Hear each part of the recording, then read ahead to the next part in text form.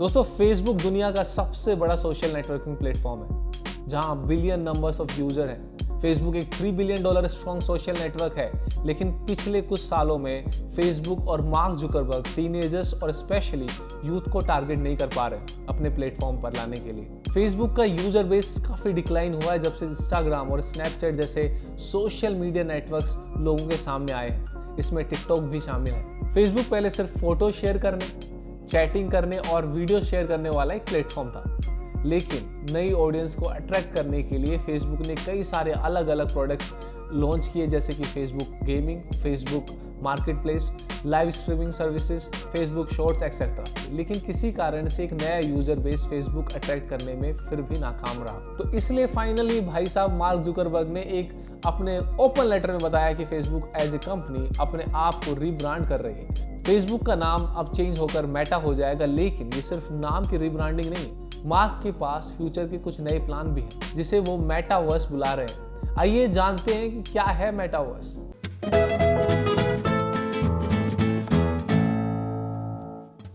Mark Zuckerberg ने अपने open letter में बताया कि कैसे फेसबुक पहले एक वेबसाइट जहां सिर्फ टेक्स्ट हुआ करते थे, फिर स्मार्टफोन्स आने के बाद एक ऐसा प्लेटफॉर्म बन गया जहां वीडियो कंटेंट को भी कंज्यूम किया जा सकता था और शेयर किया जा सकता था। मार्क ने बताया कि अब जो नया प्लेटफॉर्म है मेटा, नाम चेंज करने के बाद अभी और इमर्सिव होगा। An embodied internet where you are in the experience, not just looking at it. Mark इसे मेटावर्स बुलाते हैं और अब ये उनके हर एक प्रोडक्ट में होगा। मेटावर्स की डेफिनेटिव क्वालिटी होगी कि यार यूजर को वर्चुअली प्रेजेंट होने की फीलिंग देना, a feeling of being present with another person at another place. फिलहाल जब हम किसी से भी वीडियो कॉल पर बात करते हैं तो अपने लैपटॉप या मोबाइल की स्क्रीन से उन्हें देखते हैं, लेकिन मार्क के मुताबिक मेटावर्स में हम वर्चुअली प्रेजेंट रहेंगे उस व्यक्ति के साथ, उसी के घर में उनसे बात करते वक्त। लेकिन आखिर ये मुमकिन कैसे होगा?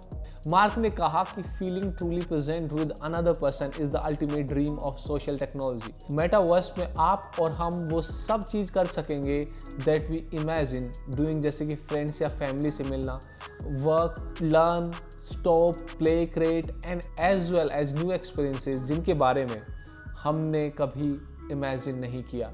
ये सब हम कर पाएंगे होलोग्राम के थ्रू। होलोग्राम एक मॉडर्न टेक्नोलॉजी है जिसके जरिए हम किसी भी प्रोडक्ट या पर्सन को एक सरफेस के थ्रू 3D में प्रोजेक्ट करने का यूजिंग ए लेजर। मतलब हम 3D में प्रोजेक्ट कर सकते हैं किसी को भी।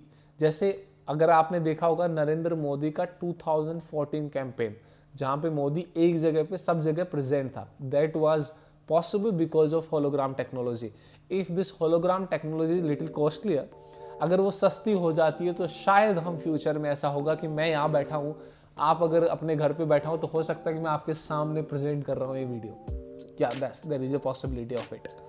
मार्क ने बताया कि फ्यूचर में हम सीधा अपने ऑफिस में टेलीपोर्ट कर पाएंगे बिना ट्रैवलिंग के, बिना टाइम वेस्ट किए हुए, थ्रू होलोग्राम्स, या फिर अपने फ्रेंड से मिलने एक कॉन्सर्ट में थ्रू होलोग्राम्स। ये टेक्नोलॉजी आपको कहीं भी टेलीपोर्ट कर सकती है, जिससे आप बिना ट्रैवलिंग में टाइम वेस्ट किए हुए एक जगह से दूसरी जगह पर पहुंच सकते हैं। इससे टाइम भी सेव होगा और हमारे कार्बन फुटप्रिंट भी रिड्यूस होगा। मार्क ने बताया कि जो फिजिकल थिंग्स आज हम कैरी करते हैं, जैसे कि हमारे फ़ोन्स, हमारे कंप्यूटर्स, ये सब होलोग्राम हो सकते हैं। ये होलोग्राम क्रिएट किए जाएंगे दुनिया भर के क्रिएटर्स के द्वारा। Mark said, you will move across these experiences on different devices, augmented reality, glasses to stay present at the physical world, virtual reality to be fully immersed, and phones and computers to jump in from existing platforms. This isn't about spending more time on screens, it's about making the time we already spend better. Mark ऐसा believe करते हैं कि इस decade खत्म होने से पहले हम वर्चुअल रियलिटी VR डिवाइसेस को ज़्यादा यूज करने लगेंगे और ज़्यादा प्रेफरेंसेस देने लगेंगे हमारे करंट फोन्स और लैपटॉप्स के कंपैरिजन में। मार्क ने फेसबुक को रीनेम और रिकंस्ट्रक्ट किया, जिसके बाद core social media networks will become one half of Meta, while reality labs, the division dedicated to the metaverse, will be second unit. Facebook में करंटली 10,000 इंजीनियर्स इस project पर काम कर रहे हैं। मार्क ने 2022 तक इस वर्कफोर्स को डबल, यानी कि 20,000 इंजीनियर्स इस पे काम करने वाले हैं और करीब $10 बिलियन वर्थ की इन्वेस्टमेंट होगी बाय 2022 फॉर मेटावर्स। फेसबुक की इस अनाउंसमेंट से उसे एक डिसिसिव लीड मिली है। in building an enriched online world through augmented and virtual reality devices। लेकिन ये कंपनी के बिजनेस मॉडल पर भी एक क्वेश्चन खड़ा करता है। फेसबुक के पुराने खराब रिकॉर्ड के हिसाब से यूजर्स की प्राइवेसी और सिक्योरिटी पर भी सवाल खड़े होते हैं। ऑल्दो फेसबुक का रीनेम होना to Meta is a business move, लेकिन क्रिटिक्स ये भी क्लेम करते हैं कि मार्क जुकरबर्ग ने ये मूव लिया after the controversy of the Facebook papers broke out. ये मार्क का एक मूव है to distance Facebook from its latest scandal. अब हम बात करने वाले हैं फेसबुक पेपर स्कैंडल। दोस्तों, फेसबुक पर पहले भी यूजर्स की प्राइवेसी और इंटेंट सिक्योरिटी को लेकर सवाल उठ चुके हैं। रिसेंट टाइम्स में फेक न्यूज़ और इलेक्शन पीरियड में वोटर्स को इन्फ्लुएंस करने का इल्ज़ाम भी फेसबुक पर लगाया जा चुका है, लेकिन क्योंकि ये एक बहुत बड़ी सोशल नेटवर्किंग कंपनी है, इस पर कभी भी लीगल एक्शन नहीं हुआ।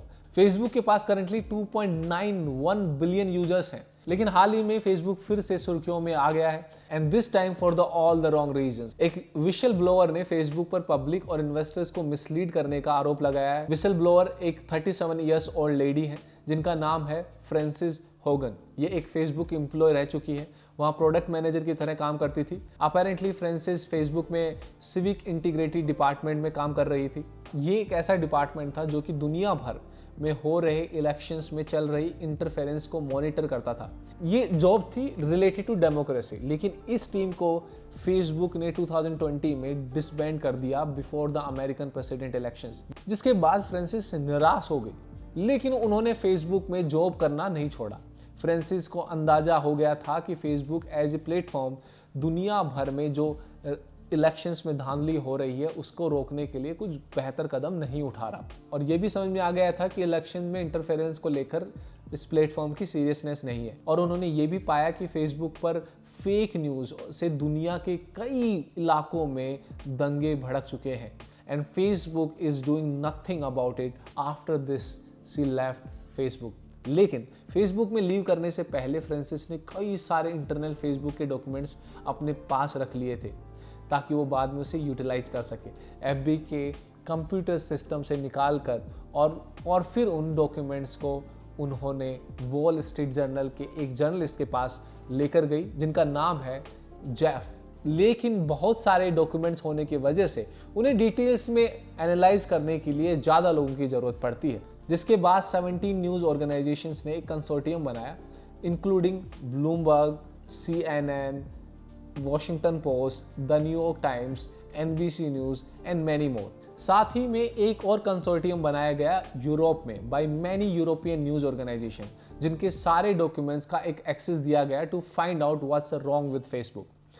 लीक डॉक्यूमेंट से काफ़ी सारी इंफॉर्मेशन बाहर आई, लेकिन हम आपको सिर्फ 5 चीज़ें बताने वाले हैं जो फेसबुक पेपर्स स्कैंडल्स में पता चली है। नंबर 1, फेसबुक के सारे एम्प्लॉयज़ को ये अच्छी तरह से पता था कि इस फेसबुक की हेट स्पीच प्रॉब्लम काफ़ी बड़ी है। Facebook English speaking western countries में अवेलेबल हेटफुल और वायलेंट कंटेंट को प्रायोरिटाइज करता था रिमूव करने के लिए, लेकिन उन नेशंस को नेग्लेक्ट कर देता था जो अभी डेवलप हो रहे हैं, जहां ऑनलाइन हेट से ज़्यादा हार्म पहुंच सकता है। फेसबुक की खुद की बनाई गई टीम जो कि हार्मफुल पोस्ट को मॉनिटर करते थे, रिमूव करती थी, फेसबुक उसी टीम में कम स्टाफ प्रोवाइड करके टीम की प्रॉपर फंक्शनिंग में कंट्रोल करता था। फेसबुक लिमिट्स लगाता था टीम्स के प्रोडक्ट डेवलपमेंट और प्लेटफॉर्म के इंगेजमेंट फोकस एल्गोरिदम पर, जो ऑफन ऐसा कंटेंट प्रमोट करती है which is false and harmful.